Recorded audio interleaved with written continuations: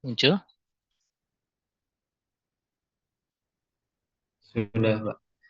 Silakan di materinya.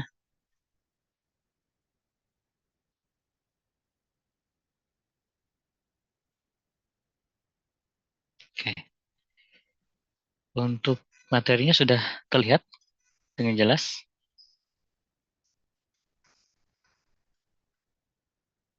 Sudah, Pak. Oke, saya mulai saja. Eh, Materi yang sebelumnya mengenai produksi bersih ini adalah tentang definisi produksi bersih, di mana dari aktivitas kegiatan manusia mengenai kehidupan sehari-hari, baik itu di industri, keluarga, kemudian di lingkungan masyarakat, baik itu di pasar, pertanian, transportasi, dan lain sebagainya. Nah, karena aktivitas tersebut adalah aktivitas yang menghasilkan produk dan jasa, tentunya pada setiap aktivitasnya tersebut adalah kegiatan yang eh, dipastikan itu menghasilkan limbah. Karena semua kegiatan itu efek dari kegiatan tersebut adalah menghasilkan beberapa eh, yang menjadi limbah. Limbahnya itu bisa berupa limbah eh, cair padat atau fishing dan lain sebagainya. Dan ini bisa menyebabkan perusakan lingkungan.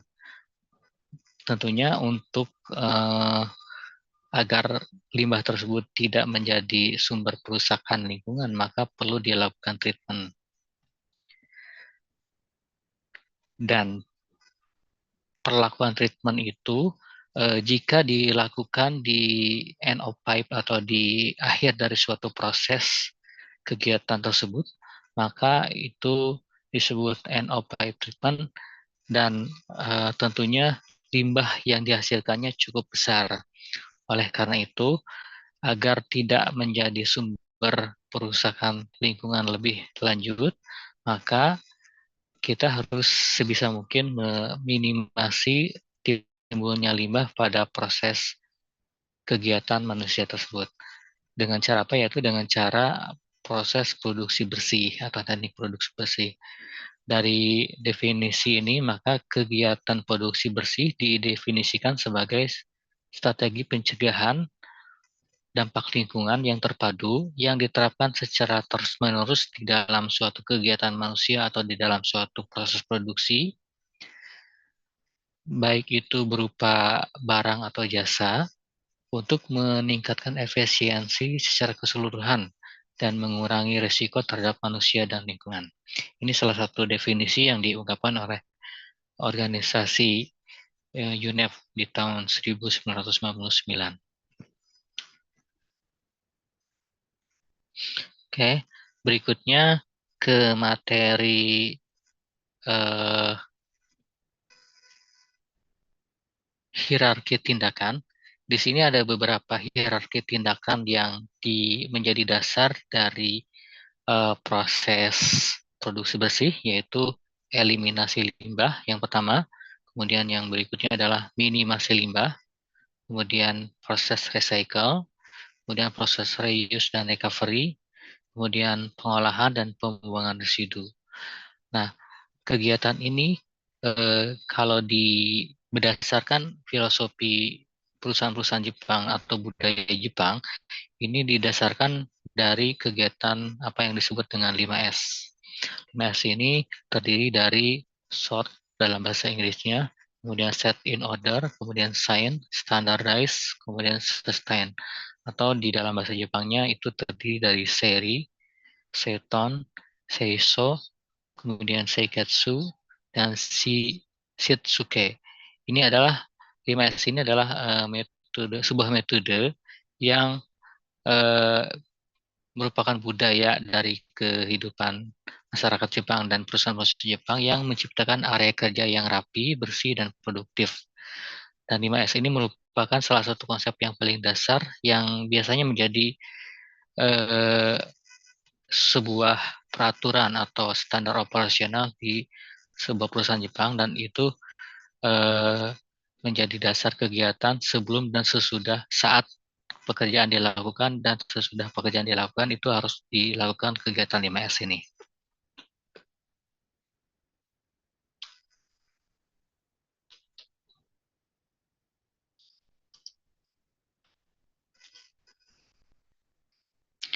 Oke, tadi sekilas tentang bagian satu tentang teknik produksi bersih dan eh, definisinya. Dan kemudian kita masuk ke bagian kedua yaitu mengenai audit produksi bersih dan implementasi teknik produksi bersih serta contoh-contohnya.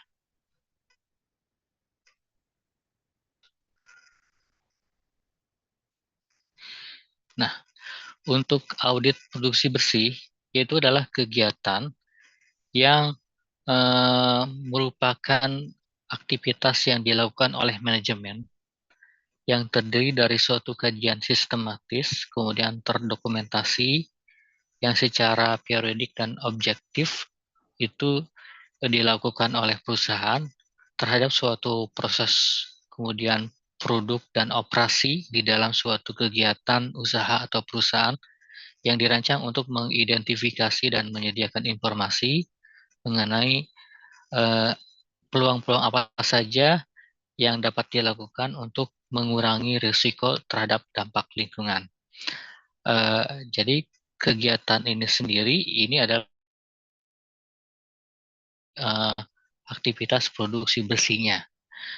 Nah, apa saja yang dilakukan di dalam proses audit tersebut itu dan item-itemnya menyangkut apa saja, yaitu menyangkut kebijakan perusahaan, kemudian rencana peningkatan efisiensi proses, kemudian kemungkinan pengembangan strategi manajemen limbah yang efisien dan ekonomis, kemudian rancangan alur produk, kemudian penjelasan sumber, kuantitas, dan jenis limbah yang kemungkinan akan ditimbulkan dari suatu proses produksinya tersebut, kemudian informasi mengenai operasi yang terlibat di dalam suatu prosesnya, kemudian bahan baku yang digunakan, produk-produk yang dihasilkan, kemudian bahan baku yang digunakan salah satunya adalah pemakaian airnya berapa, kemudian eh,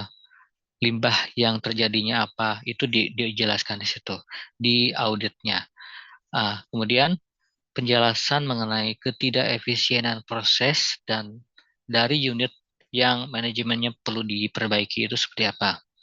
Kemudian penentuan target untuk pengurangan limbah, kemudian peningkatan kesadaran tenaga kerja mengenai keuntungan dari pengurangan limbah, kemudian peningkatan pengetahuan mengenai proses yang ada di proses tersebut yang berhubungan dengan dampak terhadap lingkungan, kemudian sistem informasi jika ada, jika di dalam proses tersebut menggunakan manajemen informasi yang terkait dengan proses produksi, dan yang terakhir adalah mengenai sistem tanggap darurat atau emergency response.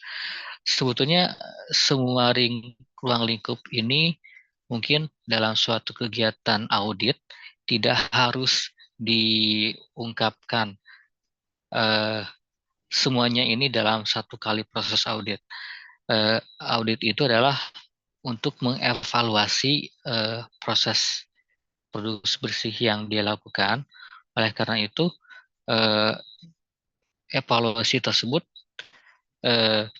dilakukan untuk menilai apakah kegiatan proses produksinya tersebut yang raw material saja, misalkan raw materialnya saja yang diauditnya, atau mengenai kebijakan perusahaan mengenai sistem manajemen mutu atau quality product yang berhubungan dengan proses produksi, bagian itu saja yang diaudit seperti itu. Itu titik berat dari proses audit yang dilakukannya. Oleh karena itu, proses auditnya itu mungkin sangat spesifik untuk kegiatan-kegiatan tertentu saja. Nah, kemudian mengenai manfaat dan fungsi audit produksi bersih itu untuk apa? Nah, manfaatnya cukup banyak ya, adalah untuk agar semua kegiatan di dalam mengevaluasi atau penilaian di dalam proses asesmen kualitas dari produksi besi tersebut terdokumentasi, maka audit tersebut adalah salah satu manfaatnya, yaitu untuk dari sini nanti akan muncul peluang penerapan teknik produksi apa saja yang bisa kita gali dari kegiatan audit tersebut. Itu contoh manfaat pertama. Ya, kemudian yang berikutnya adalah mengetahui potensi pencemaran yang kemungkinan timbul di dalam suatu proses.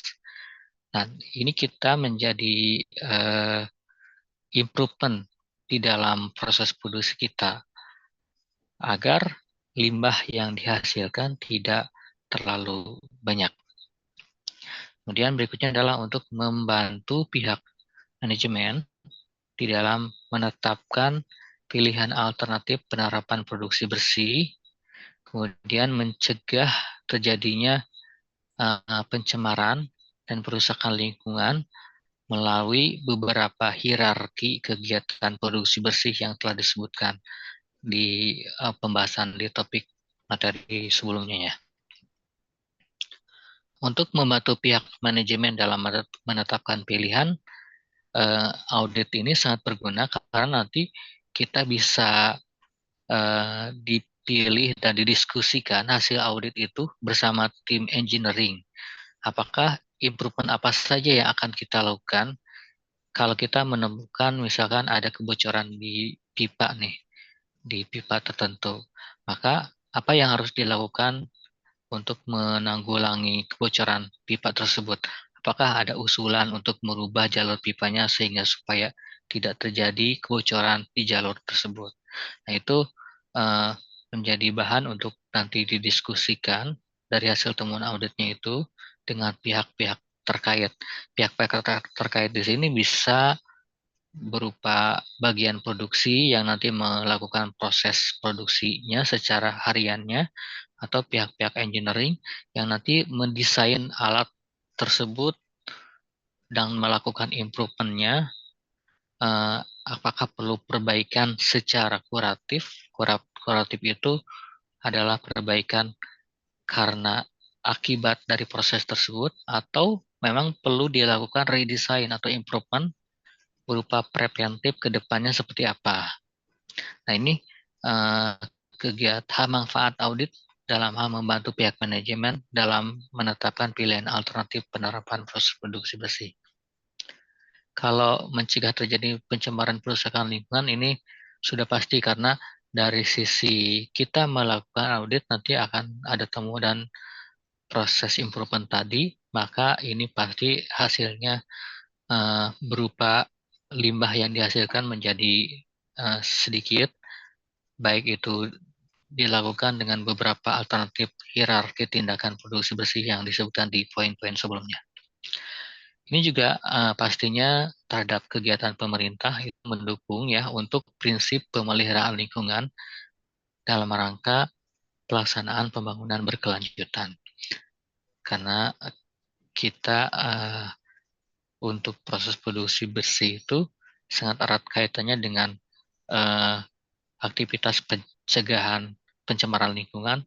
Tentunya ini sangat mendukung kegiatan upaya pemerintah untuk mengurangi dampak kegiatan industri yang menyebabkan limbah ke lingkungan. Yang itu harus kita pantau agar tidak tercemar ke lingkungan. Untuk jangka panjang ini adalah untuk meningkatkan keuntungan perusahaan, karena kita dengan melakukan beberapa inovasi, tentunya proses produksi yang dilakukan itu menjadi cukup efisien, atau misalkan speed produksinya menjadi lebih cepat, atau di situ disebutkan karena limbah yang dihasilkan sedikit, maka cost atau biaya untuk mengolah limbahnya menjadi lebih sedikit, sehingga fokus biayanya itu adalah terhadap proses produksi, bukan untuk mengolah limbahnya. Jadi di sini bisa berdampak terhadap keuntungan atau manajemen income dari kegiatan kita memproduksi persatuan produknya seperti apa. Ini sangat berpengaruh terhadap jangka panjang ke depannya. Kemudian di sisi lain ini terhadap citra dari perusahaan ini juga akan meningkat karena kepercayaan konsumen terhadap produk kita yang menghasilkan barang atau produk atau jasa yang istilahnya dengan slogan Go Green itu orang lebih tertarik terhadap produk yang lebih ramah lingkungan dibandingkan produk sejenis yang di dalam proses produksinya tidak ramah lingkungan. Nah, ini juga tentunya terhadap uh, kesehatan baik si operator produksi maupun masyarakat yang berada di lingkungan manufacturing tersendiri, kita bisa dikurangi atau bahkan dicegah untuk timbulnya bahaya kesehatan akibat adanya kegiatan produksi di perusahaan kita.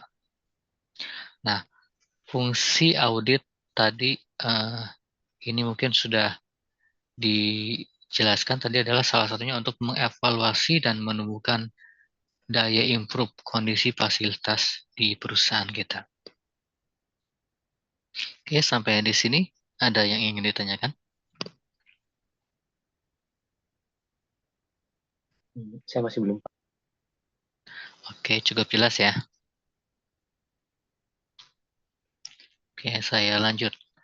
Nah, tahapan apa saja yang dilakukan di dalam proses audit tersebut? Ya, untuk kondisi pelaksanaan audit itu terdiri dari dua jenis, yaitu bisa internal atau eksternal. Internal itu kebanyakan dilakukan oleh kita sendiri atau self-audit, mulai dari tingkat manajemen sampai operator. Jadi semua kegiatan yang dilakukan untuk mengevaluasi proses produksi bersih di baik itu di lingkungan manajemen perusahaan, di operasional, kemudian di office-nya atau di plant, itu semuanya disebut tahapan proses yang internal, yaitu dilakukan oleh semua lini yang ada di perusahaan tersebut. Sedangkan yang eksternal itu dilakukan oleh pihak luar. Misalkan perusahaan kita itu sudah tersertifikasi ISO yang berhubungan dengan lingkungan. Misalkan contohnya ISO 14000.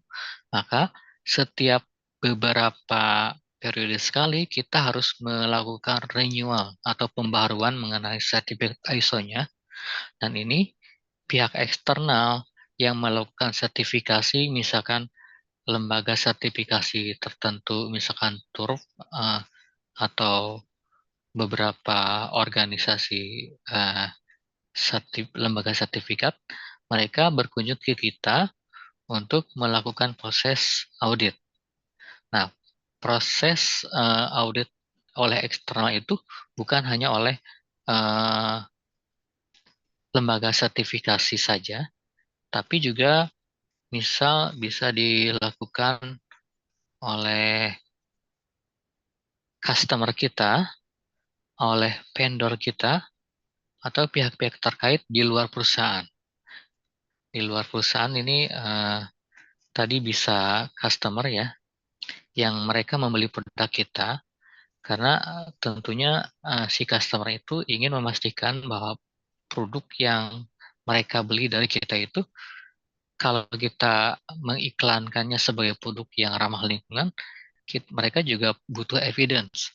Uh, apa saja yang menyebabkan produk kita itu produk yang ramah lingkungan. Salah satunya adalah dari kegiatan produksi bersih ini, yaitu yang berhubungan dengan standar, kalau di kita ada standar ISO 14000 yang berhubungan dengan lingkungan seperti itu. Ada lagi misalkan dari pihak si vendor atau customer yang kita beli dari mengenai bahan bakunya. Bahan bakunya itu misal apa ya? Kita beli dari vendor tertentu yang kita juga pastinya dari vendor tersebut barang tersebut tersertifikasi. Kegiatan audit dari luar, dari pihak eksternal yang hanya melibatkan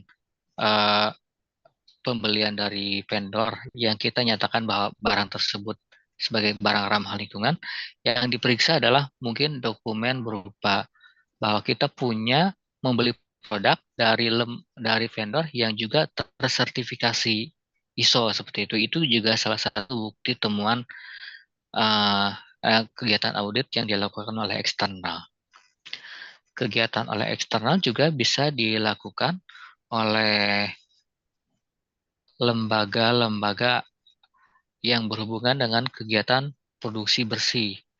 Ada semacam non-government organization yang di sana itu mereka atau asosiasi perusahaan ya, yang dia itu mereka mengaudit kegiatan produksi bersih di perusahaan kita.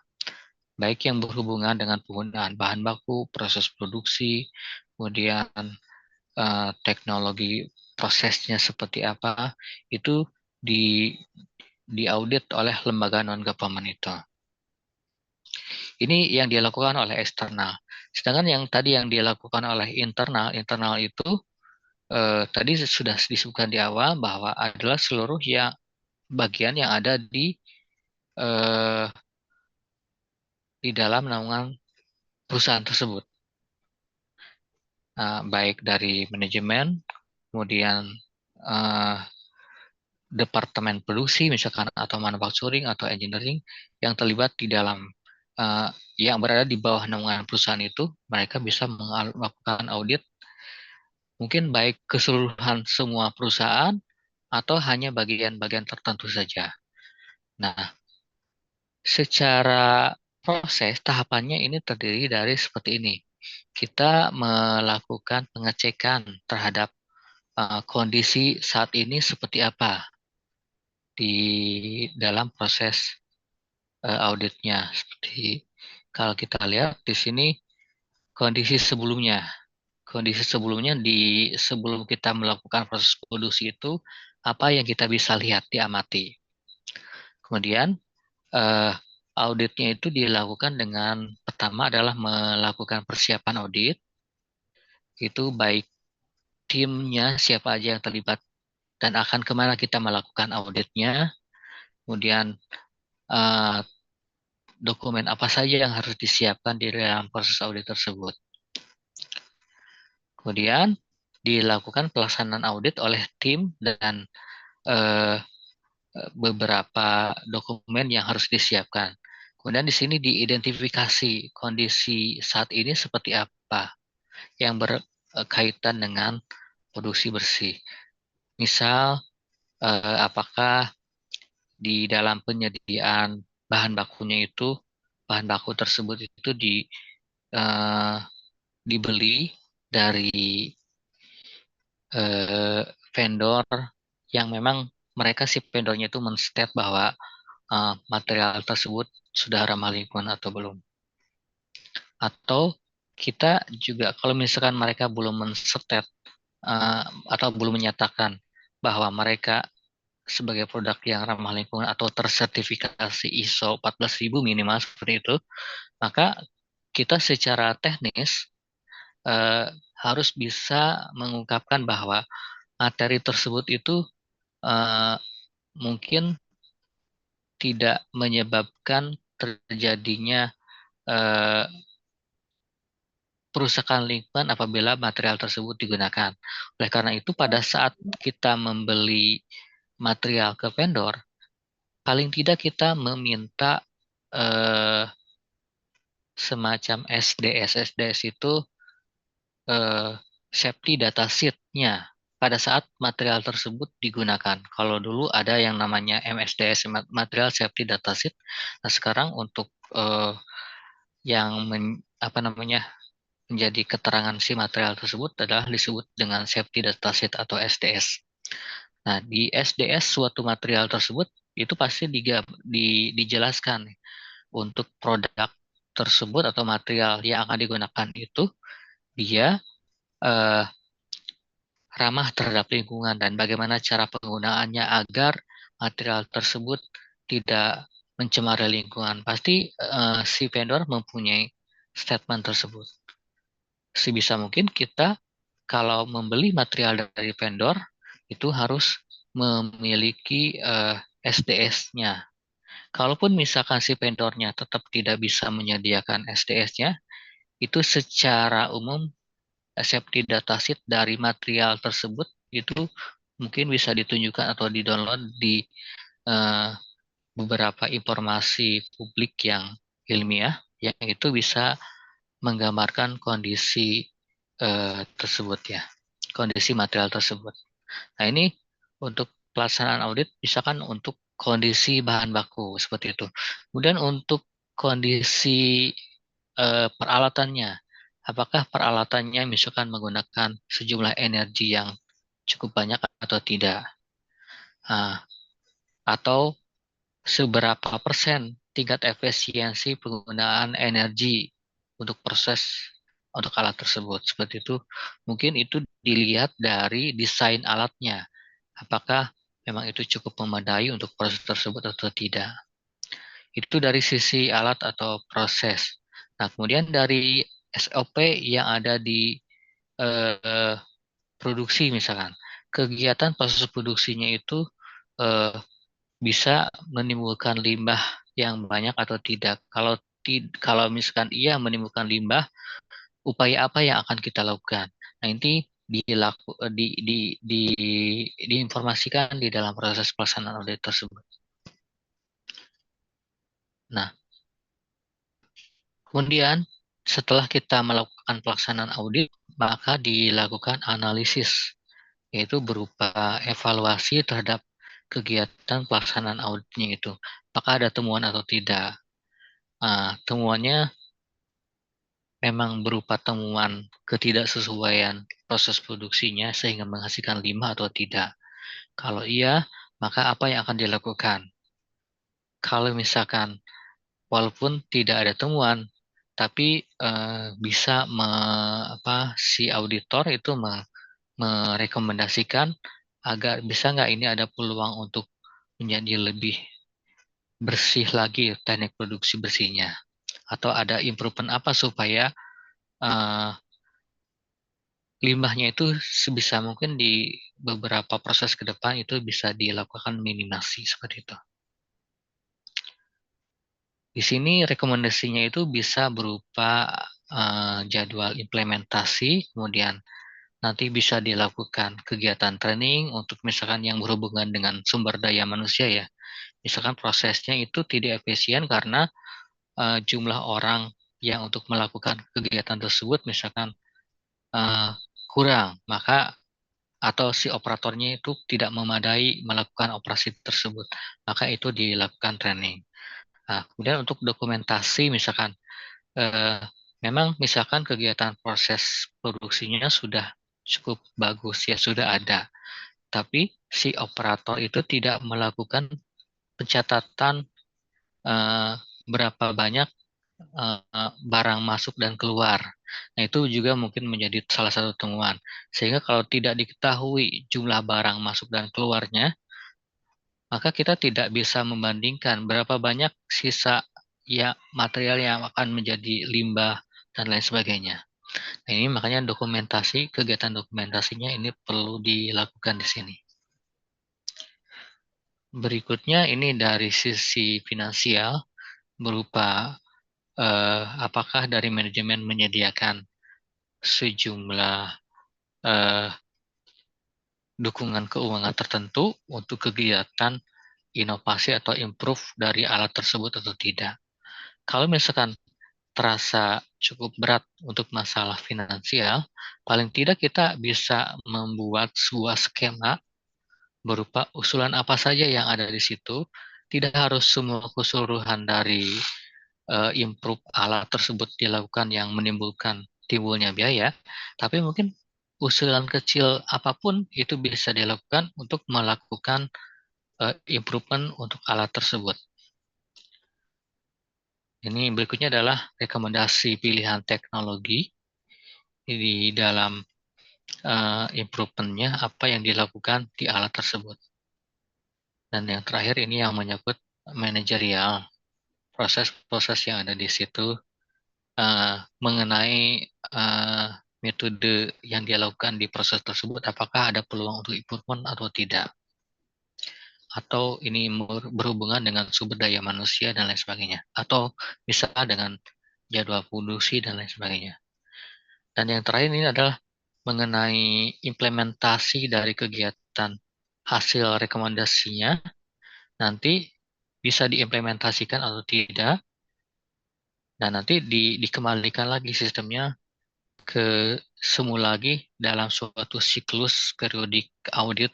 Misalkan apakah auditnya dilakukan 6 bulan sekali atau 1 tahun sekali. Jika serasa ini perlu improvement lagi, maka nanti di audit berikutnya dilakukan proses re-audit dan dikembalikan ke posisi semula di kondisi saat ini di yang akan datangnya, itu maksudnya. Dan ini terus siklusnya berlanjut seperti ini sehingga nanti akan menjadi spiral up, proses improvement berkelanjutan sampai ke depannya seperti itu. Nah, inilah mungkin tahapan dari proses audit. Ini merupakan siklus. Ini baik audit internal atau eksternal, prosesnya sama seperti ini. Yang jelas bedanya kalau internal itu dilakukan oleh semua lini yang ada di bawah perusahaan, mulai dari manajemen sampai tingkat operator. Kalau eksternal itu yang dilakukan oleh pihak luar. Bisa auditor ISO, kemudian NGO, customer, atau lain sebagainya. Jadi ada 2 jenis tahapan proses audit. Oke, sampai di sini ada yang ingin ditanyakan?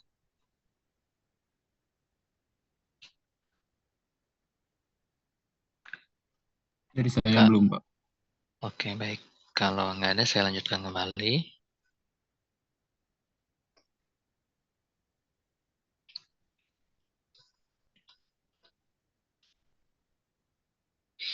Nah, ini adalah contoh kegiatan audit yang dilakukan secara internal. Ini kita di internal itu kita menyiapkan berupa form seperti ini. Nah, kita auditnya itu berupa kegiatan manajemen patrol. Manajemen patrol itu dilakukan oleh pihak-pihak manajemen atau kondisi tertentu. Contoh hari ini atau kegiatan audit ini kita tetapkan nih. Manajemen patrol ini apakah akan dilakukan setiap berapa waktu sekali. Misal kita setiap hari Jumat atau 1 pekan sekali. Itu kita melakukan audit. Auditnya untuk Jumat ini mau kemana? Misal mau ke plan. Ini kita contoh di plan yang ada di perusahaan kami di S3 plan misalkan. Atau di PD plan. Di sini tertulis S3 dan PD plan. Nah, kita untuk pekan ini kita ke area S3 plan saja dulu dan PD1 saja dulu. Karena mungkin plannya sangat banyak yang di tempat perusahaan lain, maka kita fokus ke area ini.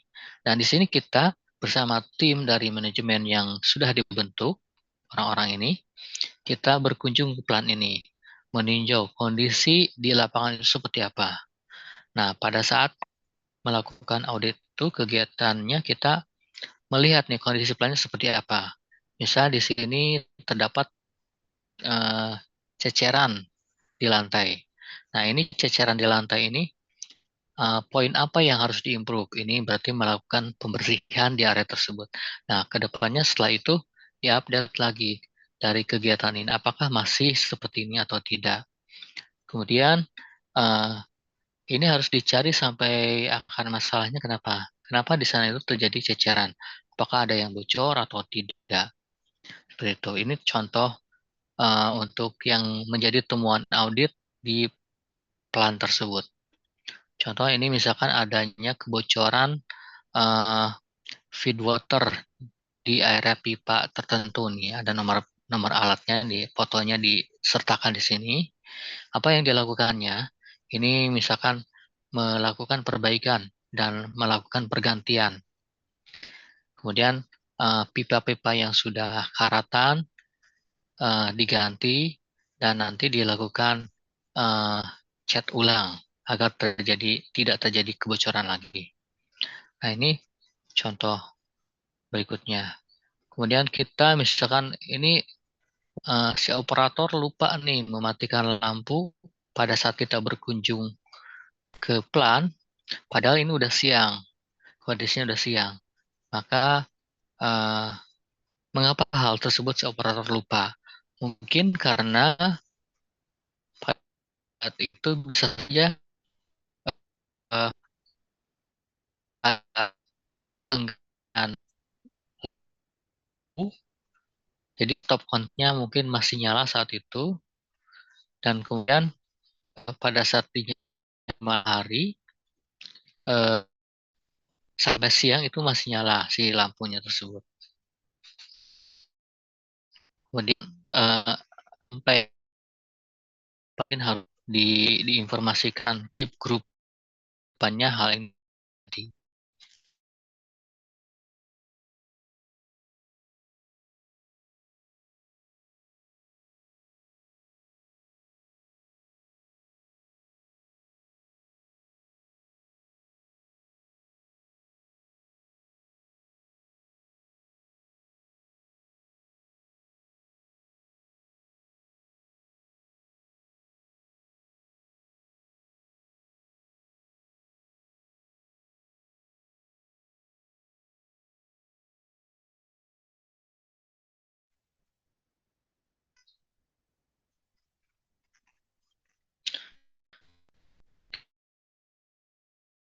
Nah, putus.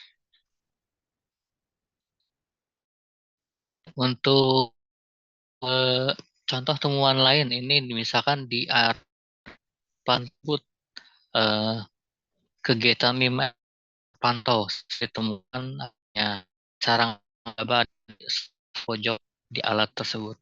Karena apa? Karena adanya sarang laba-laba ini berdampak mungkin ini ada laba-laba di suatu pojok alat. Tapi jika ini eh, dibiarkan, maka kemungkinan sarang laba-laba tersebut mencemari produk. Nanti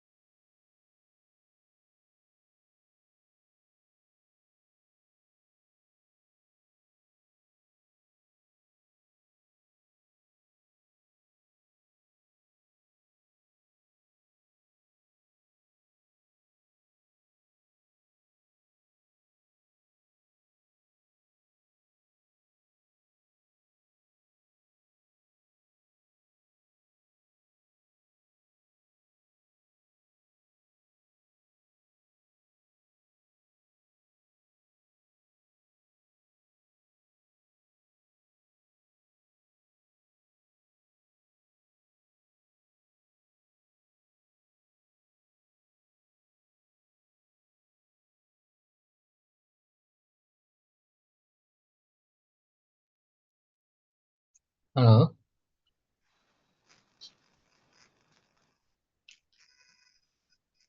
Suaranya halo, putus-putus, Pak. iya, iya, mohon mohon maaf maaf nih nih tadi tadi putus. putus. Sekarang Sekarang udah udah normal lagi. normal lagi. Mantul, Pak, suaranya, Pak. Maaf. Oke, Oke, sebentar. sebentar.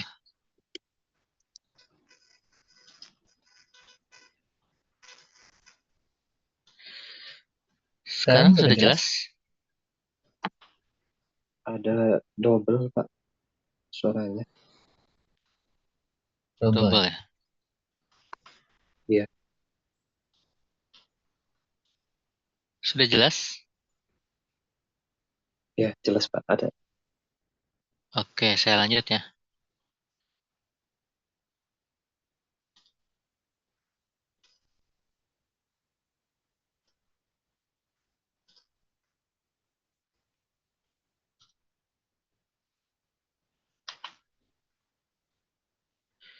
Oke, tadi sampai contoh audit internal ini berupa manajemen patrol. Nah, kegiatan patrol ini contoh yang dilakukan oleh manajemen di tingkat departemen misalkan. Nah, bisa saja ini dilakukan oleh si operator sendiri di dalam SIP grupnya dengan format yang hampir sama. Jadi kegiatannya ini hanya melakukan pengamatan di lapangan dan kemudian mereka melaporkan ada ketidaksesuaian apa yang terjadi di lapangan, temuan apa. Nanti setelah itu dilaporkan ke atasannya atau ke tingkat yang lebih tinggi untuk dilakukan perbaikan atau ke departemen terkait. Nah,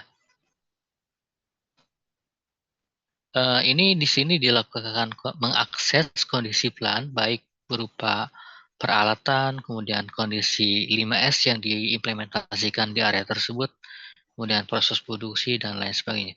Dan ini kondisinya itu dilakukan secara kontinu atau terus-menerus. Sehingga nanti diharapkan timbul sebagai sebuah proses Kaizen.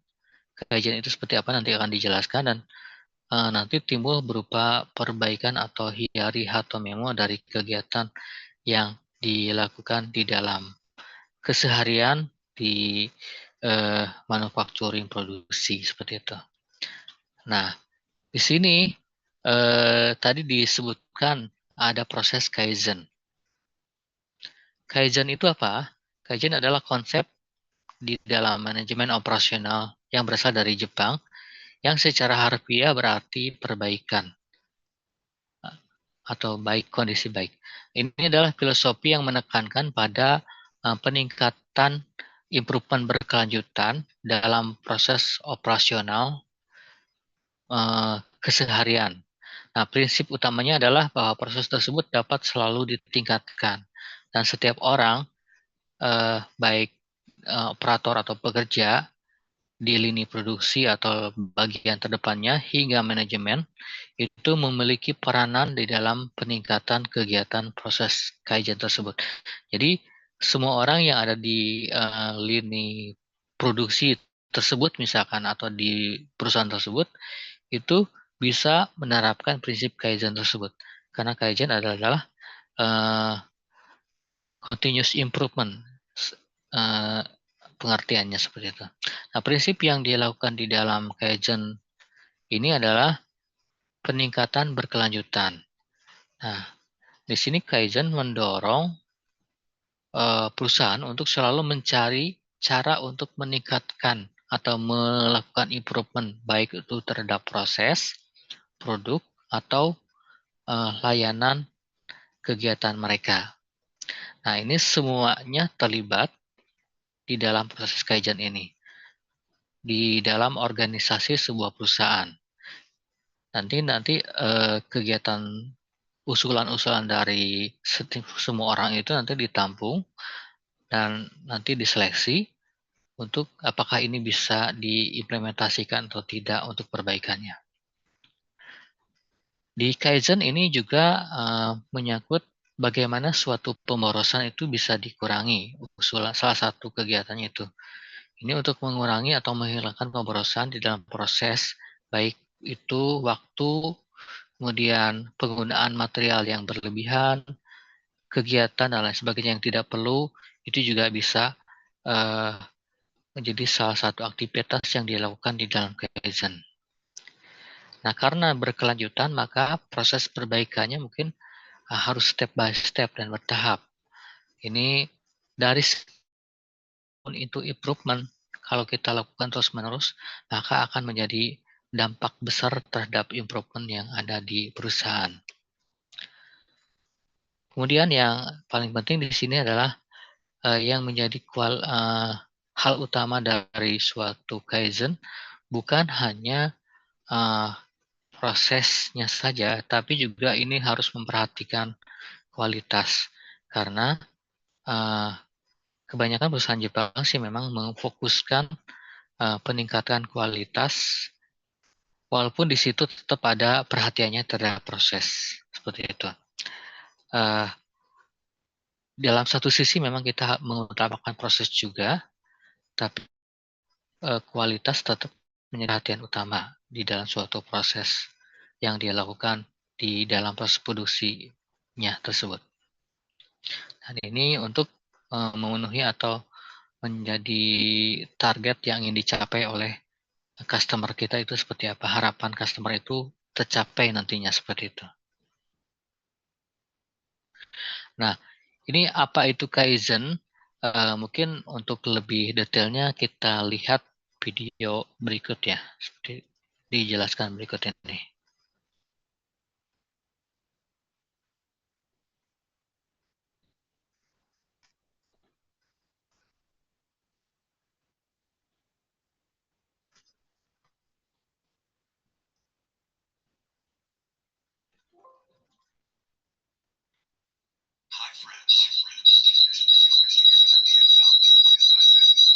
Suaranya jelas gak atau dengung ya? Ada dengung, Pak.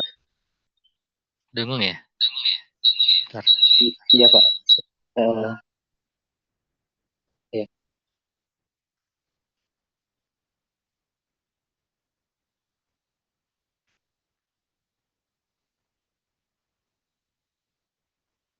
Atau sebentar saya.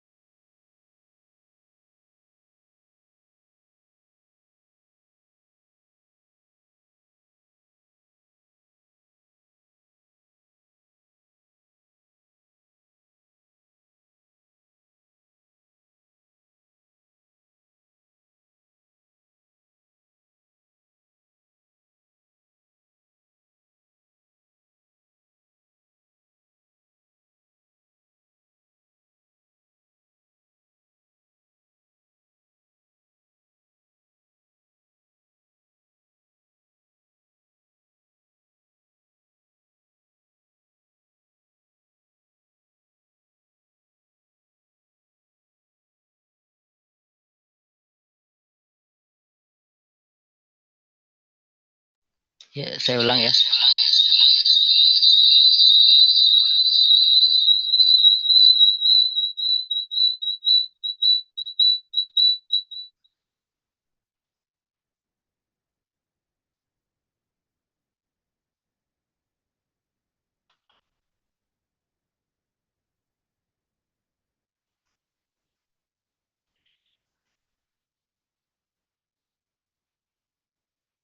Oke, dari sini saya jelaskan bahwa kegiatan Kaizen itu adalah improvement yang dilakukan dari hal yang kecil dan dilakukan secara terus-menerus. Kita lihat di gambar tadi ketika si operator tersebut melihat tangga nih, kalau tangganya itu banyak, itu kan dia tentunya naiknya akan sangat melangkah di tangga tersebut sangat banyak ya anak tangganya. Tentu dia berpikir nih bagaimana supaya nanti langkah anak tangganya tidak terlalu banyak, maka dia usulkan menjadi cukup beberapa anak tangga saja. Itu contoh kecilnya. Mungkin di usulan-usulan kecil itu bermanfaat nanti di proses-proses berikutnya. Yang jelas tadi disebutkan bahwa kegiatan Kaizen tersebut adalah untuk mengurangi waste yang timbul di proses kegiatan proses produksinya. Ini contoh sumber waste-nya adalah overproduction. Kalau overproduction tentunya ini melibatkan penggunaan material yang berlebihan. Kemudian contoh berikutnya adalah waiting time atau masa tunggu ketika proses tersebut digunakan di alat. Apakah ini akan menjadi pemborosan waktu atau tidak. Kemudian adanya delay production juga. Delay production itu bisa disebabkan oleh karena barangnya atau kualitas barangnya jelek, atau juga ada proses yang menghambat terjadinya proses produksi. Maka ini contohnya ada beberapa step langkah produksi nih. Di sini kita bisa mengeliminasi langkah produksi mana yang tidak efektif. Itu bisa dilakukan proses eliminasi sehingga nanti akan mengurangi delay time dari proses produksi. Seperti itu. Contoh lain adalah ini inovasi atau improvement prosesnya ya. Step mana yang bisa kita lakukan penghilangan atau improvement. Kemudian ada juga yang over processing. Over processing itu berarti misalkan waktu melakukan proses reaksi di reaktornya berlebihan karena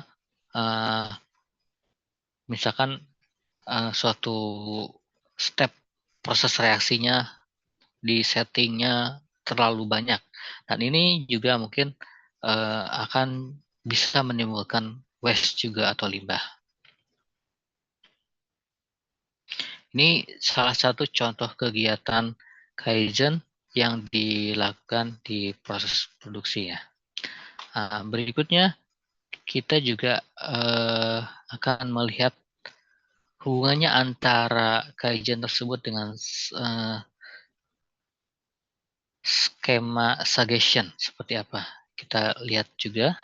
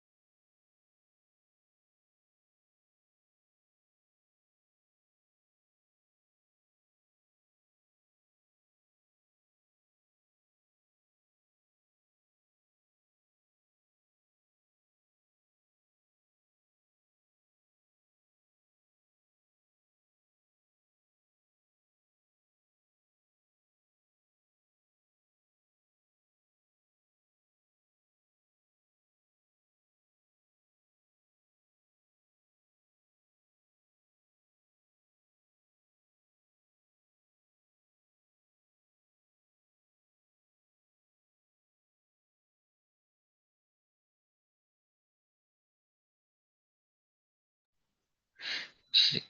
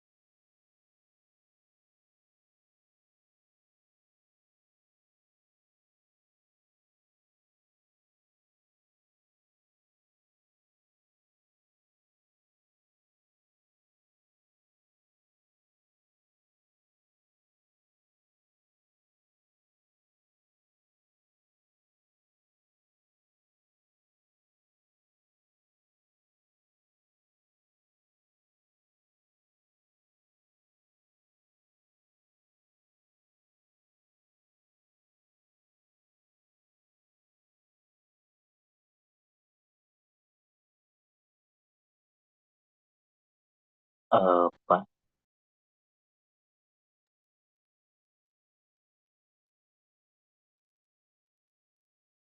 Iya, maaf, halo.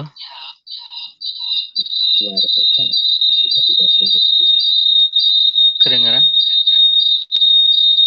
Tidak mengerti. Ini ada suaranya enggak, Pak? Maaf, Kenapa? tadi ini videonya ada suaranya tidak, Pak? Tadi tidak ada suaranya soalnya, Pak. Oh, nggak ada suara sama sekali ya? Iya, Pak, betul. Maaf, Pak. Sebentar. Iya, Iya, nggak apa-apa. ya, Pak. Yang Yang video video pertama pertama juga juga sama. sama. Tadi sedikit ada, cuman putus-putus terus hilang, Pak. Oh Oh gitu. gitu. Sebentar Sebentar saya saya ulang ulang yang pertama pertama aja aja dulu ya. dulu ya.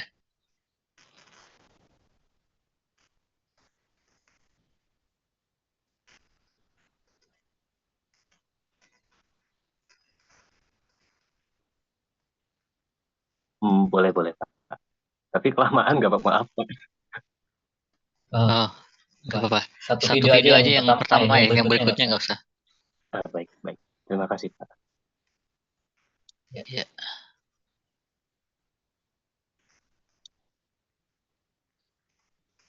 yang Yang yang ini ini kedengaran. kedengaran. Masih belum, Pak. Nah, ada kecil. Ya. Ada suara dengungnya aja, Pak.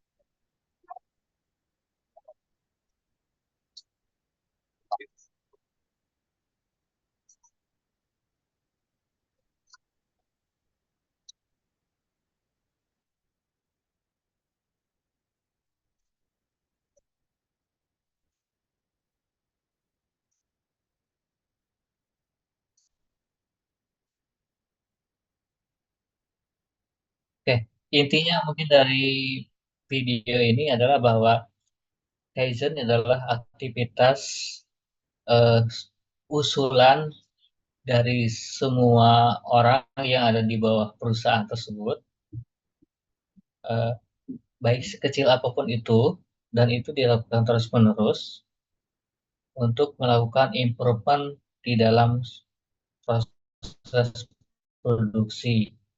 Karena proses usulan tersebut berhubungan dengan minimasi limbah yang akan ditimbulkan. Itu kegiatan Kaizen. Sebetulnya Kaizen tersebut bukan hanya untuk kegiatan produksi bersih ya. Intinya adalah untuk improvement. Tapi ini sangat erat kaitannya dengan kegiatan teknologi bersih karena salah satu bagiannya adalah berhubungan dengan minimasi limbah. Itu mungkin inti dari video yang saya sampaikan tadi. Oke, berikutnya saya lanjutkan ke materi berikutnya aja ya. Oke, di sini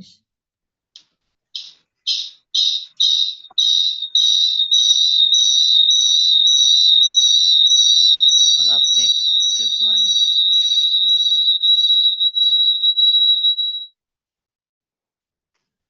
Oke, kedengaran?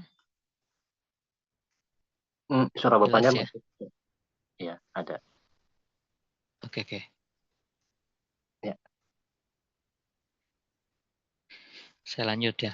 Ini penerapan produksi bersih di Indonesia.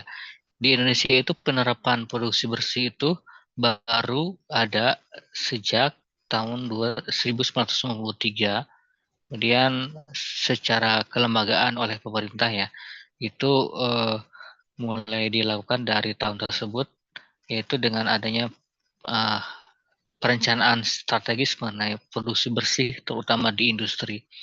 Kemudian peningkatan kesadaran dan kemampuan itu nanti digalakan oleh pemerintah terhadap semua lini industri. Kemudian di tahun 95 ada komitmen nasional berupa Menteri Lingkungan Hidup memberikan sebuah komitmen dan mengharuskan semua industri melaksanakan kegiatan industri produksi bersih tersebut.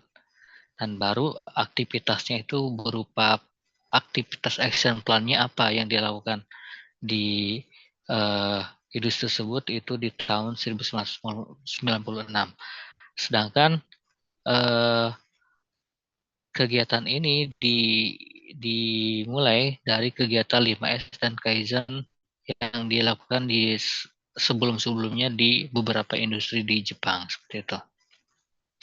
Sebetulnya bukan hanya di Jepang sih, di industri-industri yang lain juga kegiatan penerapan produksi bersih ini pun dilakukan di beberapa perusahaan-perusahaan selain perusahaan Jepang. Cuma di sini disebut Jepang karena mayoritas investor perusahaan di Indonesia adalah perusahaan Jepang seperti itu. Nah, ini tindakan yang dilakukannya adalah tindakan tata kelola yang baik. Dari misal di sini disebutkan berupa perbaikan penanganan bahan, ya ini berarti substitusi bahan, apakah bahan tersebut memang tidak mencemari lingkungan atau tidak ya. Kemudian berupa ini berupa tata kelola yang baik di sistem prosesnya. Kemudian penggantian bahan baku, kemudian perbaikan proses dan teknologi, kemudian penyesuaian spesifikasi produk dan lain sebagainya. Ini tindakan yang dilakukan di industri berupa kegiatan-kegiatan ini yang bisa dilakukan pada saat itu.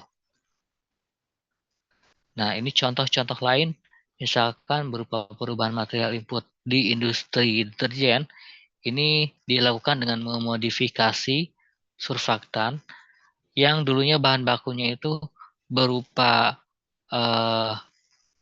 rantai yang misalkan berupa siklik ya, berupa seperti rantai benzen, nanti bisa nggak diubah ke rantai bahan baku yang rantainya bukan siklik, karena siklik itu biasanya lebih bersifat karsinogenik kalau yang mengandung gugus benzen. Kalau bisa digunakan bahan baku yang berupa material yang rantai karbon linear, maka itu bisa lebih baik seperti itu. Kemudian contoh lain adalah pemanfaatan energi panas hasil produksi. Nah, ini berupa daur ulang energi panas. Kemudian contoh lain adalah penerapan sistem tertutup. Biasanya proses produksi itu di teknologi sebelumnya menggunakan proses batch. Nah, ada inovasi menggunakan proses continue. Nah, ini bisa saat ini secara teknologi modern memang dilakukan proses continue di industri produksi sabun. Seperti itu. Nah, kegiatan lain yang bisa dilakukan di dalam produksi bersih ini adalah good housekeeping, yaitu untuk menghindari material yang terbuang menjadi waste pada suatu proses produksi, itu dengan mengurangi kehilangan bahan baku pada saat proses produksi dilakukan, atau juga kebocoran, ceceran, tumpahan, dan lain sebagainya. Dan juga misalkan penggunaan air yang berlebihan itu bisa dikurangi. Ini contoh-contoh tindakan yang dilakukan di industri ya. Nah, contoh di industri surfaktan di perusahaan kami itu adalah memproduksi sabun kan di sini. Dulu industri sabun itu dibuat menggunakan walaupun sekarang masih ada ya, tetap produksi ini masih ada, tetapi mungkin dengan kita mengadjust schedule produksinya, maka sejumlah produksi ini bisa dikurangi. Karena kalau mengeliminasi secara langsung, menghilangkan, itu kita juga tidak mungkin karena dari sisi pengguna material ini tetap masih ada. Ini contoh nih, di tahapan proses produksi sabun sebelumnya, ini bahan baku yang digunakan ini berupa LAB. LAB ini dia mengandung gugus benzen di sini, bisa kita lihat seperti ini. Ini berasal dari minyak bumi si benzennya itu. Nanti benzennya itu dilakukan reaksi sulfonasi menjadi contoh seperti ini sabun colek seperti ini. Nah, pada saat proses produksinya ini menggunakan baper asam fosfat. Apabila ada sisa residu dari gugus benzen ini dan juga penggunaan baper asam fosfat, maka ini ketika sabun colek ini digunakan, ini akan menghasilkan eceng gondok, tumbuhnya eceng gondok dari sisa penggunaan sabun colek. Ketika nanti sisa sabun coleknya itu pada saat kita mencuci, itu ketika dibuang ke lingkungan, maka di sungai atau di danau tempat aliran limbah sisa sabun colek ini akan menimbulkan tumbuhnya eceng gondok. Dan tumbuhnya eceng gondok ini juga berdampak terhadap lingkungan karena selain terjadinya pendangkalan danau atau sungai, juga ini proses aerasi udara di sekitar danau tersebut menjadi kurang baik seperti itu. Nah, ini berdampak terhadap lingkungan. Oleh karena itu kita memodifikasi bagaimana proses pembuatan sabun ini sebisa mungkin bisa dilakukan supaya ramah lingkungan. Itu contohnya di sini dengan mengganti atau mengurangi penggunaan LAB dari minyak bumi ini dan digantikan dengan material yang berasal dari sumber kelapa. Dari sumber kelapa ini nanti si materialnya ini diolah menjadi oleochemicals, nanti diproduksi menjadi alternatif deterjen. Jadi tidak dalam bentuk sabun colek lagi. Ini alternatif deterjen bisa dalam bentuk serbuk seperti ini atau granul. Bisa juga nanti memproduksi sabun deterjen cair. Nah, deterjen cair ini nanti pada saat penggunaannya di proses pencucian, ini akan berdampak terhadap pada saat kita mencucinya itu penggunaan airnya lebih sedikit. Otomatis ini lebih ramah lingkungan lagi karena penggunaan air pada saat mencuci ini menjadi lebih sedikit. Nah, ini apa yang dilakukan di sini adalah pertama mengurangi atau mengsubstitusi penggunaan raw material yang berbahan bersiklik benzen ini dengan material bahan kelapa ini berupa oleochemicals, karena oleochemical seperti kita tahu ini berupa rantai lurus, rantai C14 yang dia lurus, bukan siklik. Karena kalau siklik ini bersifat karsinogenik, kalau rantai lurus ini tidak bersifat karsinogenik. Selain itu, baper pada saat proses penggunaan bahan bakunya ini diganti dari yang asalnya asam fosfat menjadi asetik asid atau citric acid. Ini contoh implementasi produksi bersih di perusahaan kami dengan substitusi material. Seperti ini. Contoh lain ini di bahan bakunya sendiri. Kita tahu bahwa produksi surfaktan di tempat kami itu menggunakan kelapa sawit atau kelapa. Nah, ini kita ke hulunya. Ke hulunya kelapa itu diperoleh dari mana? Dari penanaman di perkebunannya, dia si kelapanya tersebut bersertifikasi atau tidak. Kalau kelapanya bersertifikasi, maksudnya pada saat penanaman kelapanya, kelapa sawitnya itu, ada yang disebut dengan RSPO, yaitu sertifikat berkelanjutan mengenai palm oil. Nah, sertifikat ini diberikan oleh lembaga sertifikasi ke industri perkebunan, apakah mereka melakukan penanaman pohon kelapanya tersebut ramah lingkungan atau tidak. Mereka membuka lahan hutan secara liar atau tidak. Kalau misalkan mereka melakukan penanaman pohon kelapanya secara liar, maka tentunya ini menjadi bahan baku yang tidak ramah lingkungan dan kita tidak membeli dari produsen yang tidak ramah lingkungan tersebut. Oleh karena itu kita membeli material kelapa sawitnya itu dari produsen yang mereka cara penanaman pohonnya sudah tersertifikasi seperti ini. Jadi oleochemical. Dan ini menjadi bahan baku yang nantinya digunakan di industri kita. Ini kalau penanamannya tidak ramah lingkungan, selain merusak lingkungan, bisa menjadi bencana dan lain sebagainya, juga ini terhadap habitat hewan-hewan yang ada di hutan juga si hewannya itu akan terusir seperti itu. Jadi tidak ramah lingkungan sama sekali. Nah, berikutnya implementasi di prosesnya sendiri.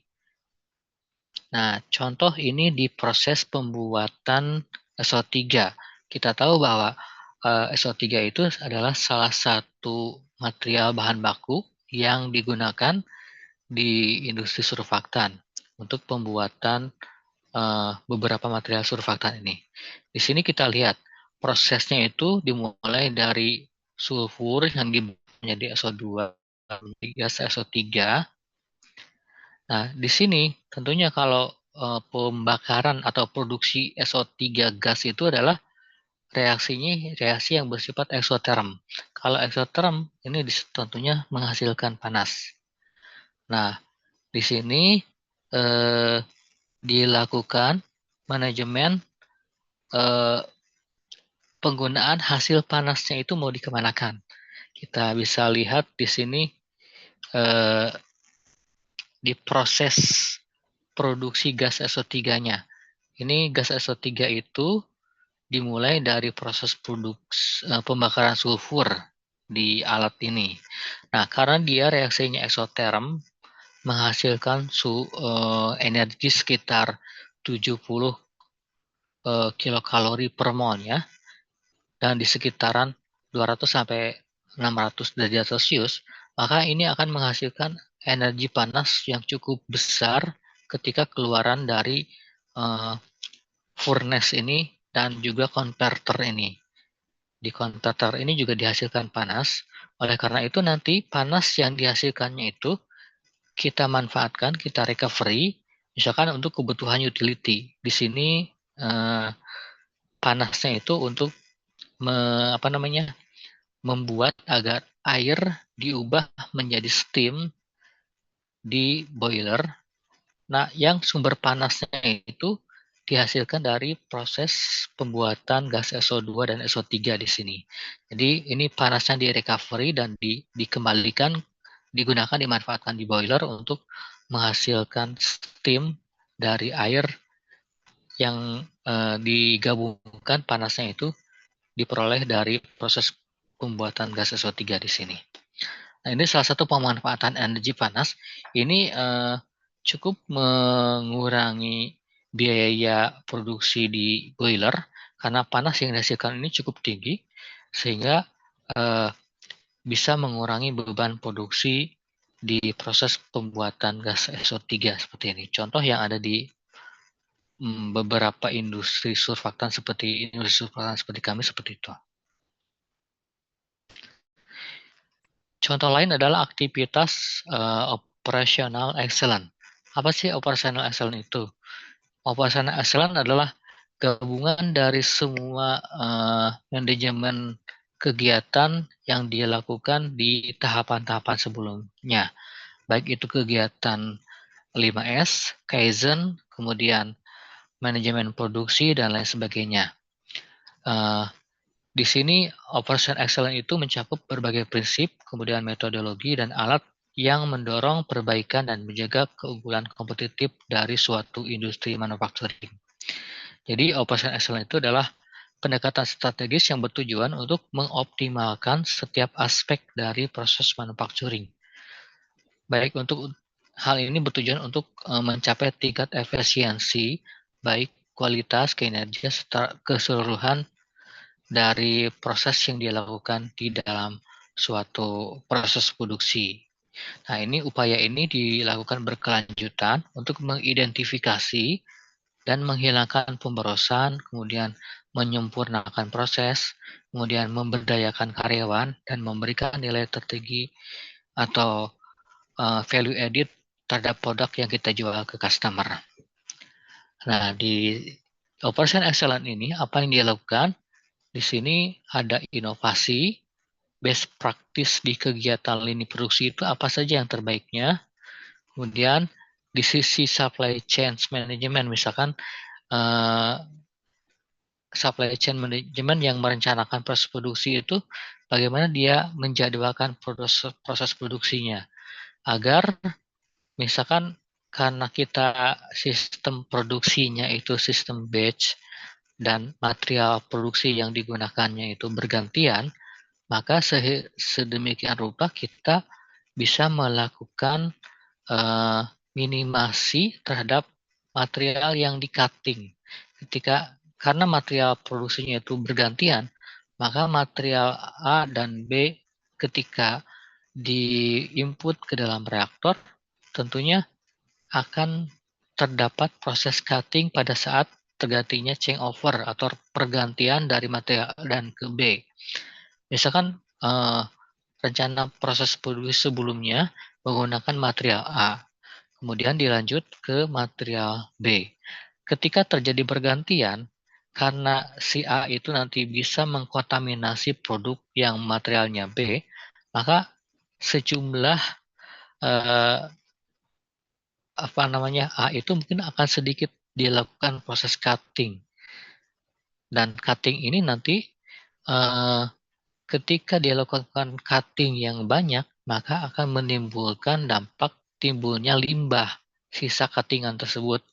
Dan itu membebani wastewater treatment kita.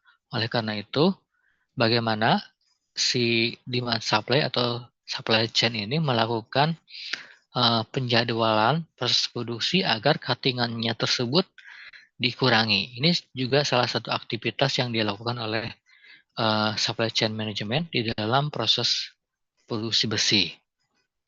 Kemudian di dalam proses flow produksinya ini sudah jelas ya bahwa ini di dalam inline produksinya, dan semua ini dilakukan secara kontinu terus-menerus untuk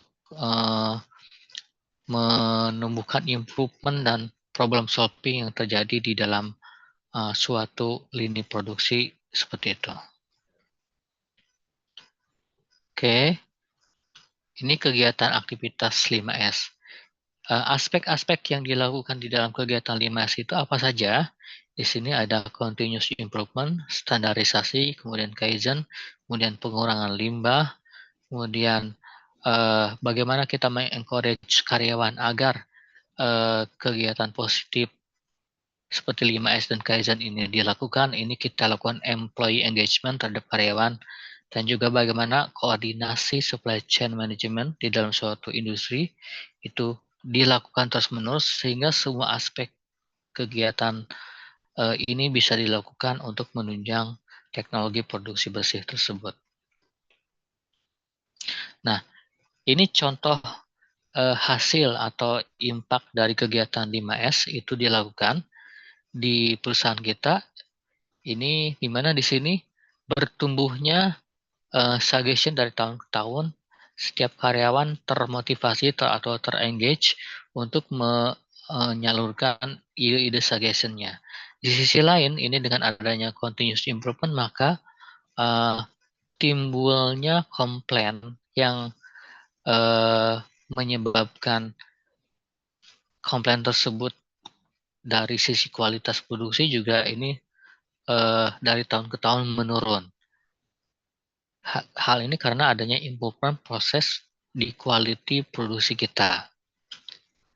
Nah, di sisi lain ini contoh standarisasi untuk proses cutting, di mana misalkan apabila terjadi proses cutting, maka cutting atau non-conform product yang merupakan salah satu limbahnya itu bagaimana bisa demikian rupa bisa dilakukan recycle ulang ke proses produksinya sehingga nanti timbulnya limbah bisa dilakukan diminimasi seperti itu.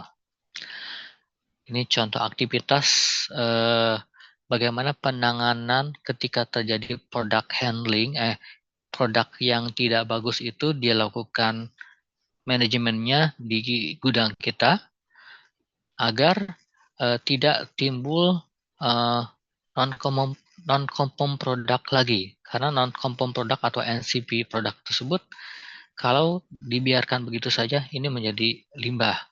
Nah, ini dilakukan proses koordinasi antara bagian produksi dan gudang sehingga nanti si NCP-nya itu bisa dihandling, kalau bisa direcycle kembali ke proses untuk mengurangi timbulnya limbah tersebut.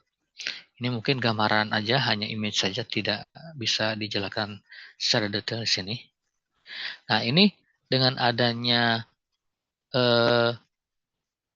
continuous improvement, bagaimana terhadap quality produk kita itu NCP-nya semakin hari semakin dari tahun ke tahun ini terus menerus menurun seperti itu.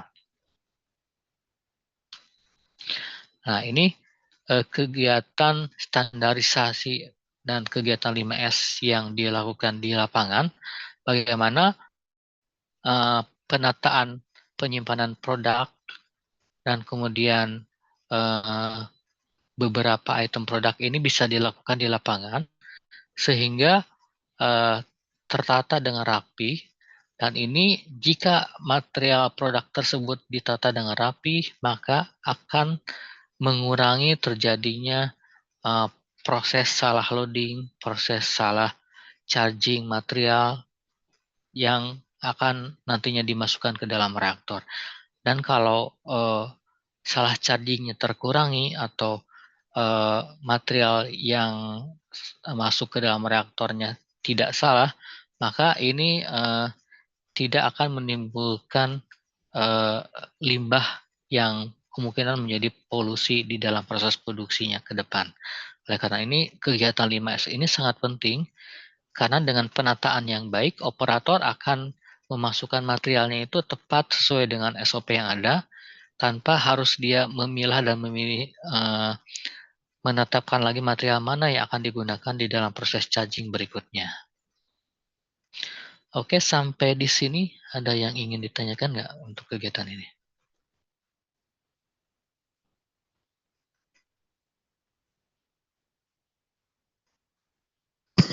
Halo?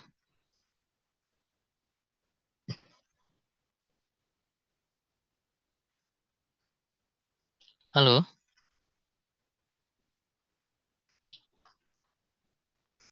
Dari saya belum, Pak. Oke, baik. Mungkin untuk materi itu sudah cukup ya mungkin untuk kegiatan perkuliahan kali ini. Sampai di sini belum ada yang ditanyakan ya? Gimana apa yang saya sampaikan dimengerti atau tidak ya?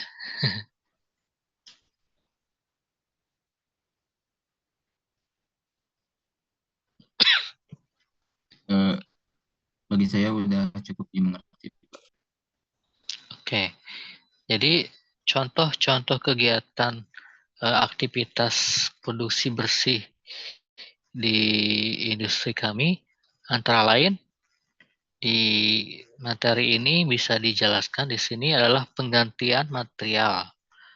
Kemudian penggantian material dari yang sebelumnya buffernya menggunakan acetic acid, menggunakan asam fosfat yang diganti dengan acetic acid, karena asam fosfat apalagi dengan material benzen ini akan menimbulkan timbulnya eceng gondok dan lain sebagainya.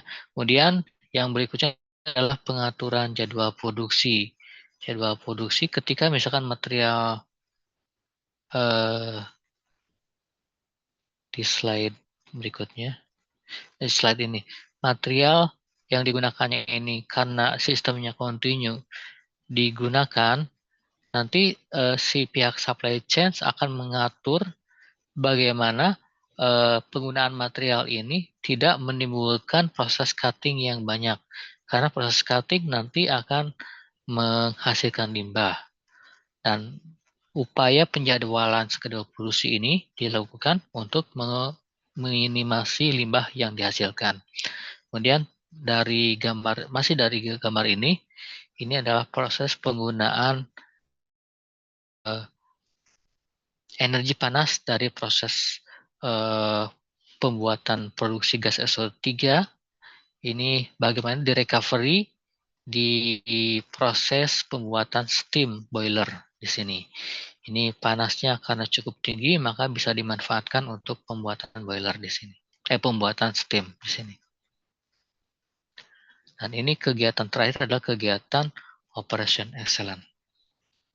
Oke, jika tidak ada pertanyaan, mungkin ini terakhir yang akan saya sampaikan. mengenai feedback post testnya. Nanti mohon ini mohon maaf saya belum membuat Google Form-nya. Nanti mungkin bisa di ini aja di chat nih untuk pertanyaan 1 sampai 5 ditulis di sana namanya siapa, jawabannya apa. Bisa di chat aja. Silakan dijawab post testnya hanya di chat aja jawabannya.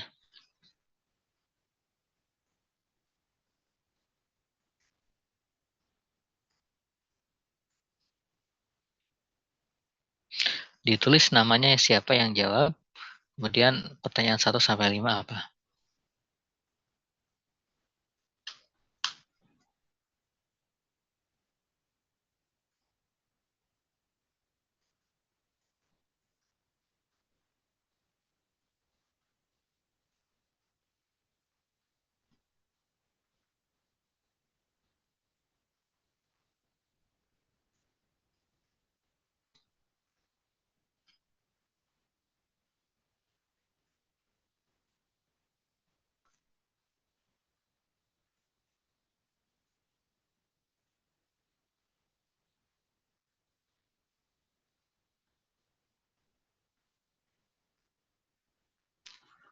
Atau karena ini post test ya, mungkin bisa diinfo di chat WA ke ini.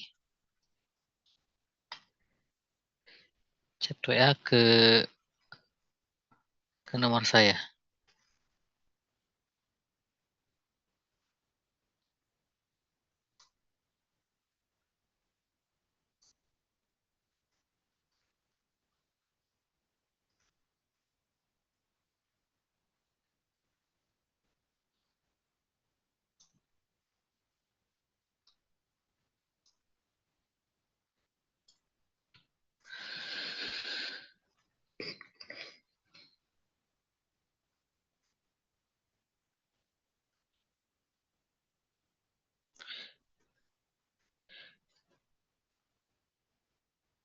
Sambil nunggu, boleh sambil bertanya, boleh.